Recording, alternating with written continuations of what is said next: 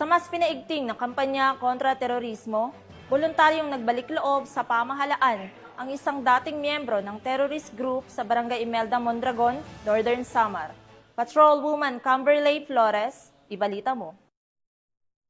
Voluntaryong nagbalik loob sa pamahalaan ang isang miyembro ng Communist Terrorist Group sa Barangay Imelda Mondragon, Northern Samar. Ang pagbabalik loob ay resulta ng matagumpay na panawagan at pagsisikap ng mga tauhan ng 803rd Maneuver Company Regional Mobile Force Battalion 8 kasama ang 2nd Northern Samar Provincial Mobile Force Company, Mondragon Municipal Police Station at 43rd Infantry Battalion 8 Infantry Division, Philippine Army. Samantala, nakatanggap naman ang nagbalik loob ng agarang tulong na bigas mula sa mga kapulisan. Ang nasabing surrendery ay nasa kustodiya ng 803rd Maneuver Company RMFB8 para sa kanyang posibleng enrollment sa programa ng ating gobyerno na Enhanced Comprehensive Local Integration Program o ECLIP. Patuloy ang panawagan ng pambansang pulisya sa iba pang mga miyembro ng CTGs na iwaksin ang maling ideolohiya at magbalik loob sa ating pamahalaan upang makasama ang pamilya, mamuhay ng payapa at patuloy na sumuporta sa mga programa ng ating gobyerno. Mula dito sa Eastern Visayas, ako ang inyong PNN correspondent, Patrolwoman Flores, alagad ng batas, tagataguyod ng Balitang Pulis.